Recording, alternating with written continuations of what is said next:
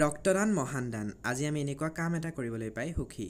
Hello' guys, একাপ ৰঙা চাহ আৰু সেমেকি যোৱা পিঠাৰে আৰম্ভ হৈছে আজিৰ দিনটো। প্লেট ধোৱাৰ এলাহত টেবুলতে থৈ দিলোঁ আৰু ব্লাড দিয়াৰ বাবে বহুতে নাম দিছিল, শেষত মাত্ৰ থাকিলেই কেইজনহে।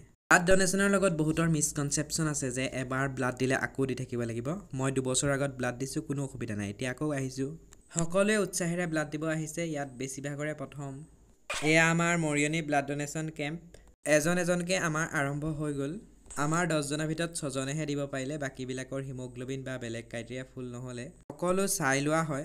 শকত কথা নাই, আপোনালোকে পাৰিলে আহিব আৰু তেজ ডনেট কৰিব। ব্লাড দিয়াৰ পিছত সকলোকে খাবলৈ দিয়া হ'ল, এনেও অকণ ভোক লাগিছিলে, গতিকে ভালেই পালোঁ।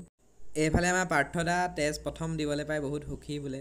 বাকী আমি ঘূৰি আহোঁতে JMCH হৈ ঘূৰি আহিব লগা হ'ল, নহ'লে বোলে তেজটো বেয়া হৈ যাব। বাকী আমাৰ সকলোৱে অলপ স্বাস্থ্যকৰ্মীসকলক সহায় কৰি দিলে। আমিও ভালেই পালোঁ, এক পাক ঘূৰি আহিব পাৰিলোঁ। আনএক্সপেক্টেড এটা ট্ৰিপৰ নিচিনা হৈ গ'ল আজি। আমাক NSৰ ফালৰ পৰা ছাৰে পেটটো পূজা কৰাই দিলে, তাৰ বাবে থেংক ইউ। বাকী আজিলৈ ধন্যবাদ, বাই বাই, গুড নাইট।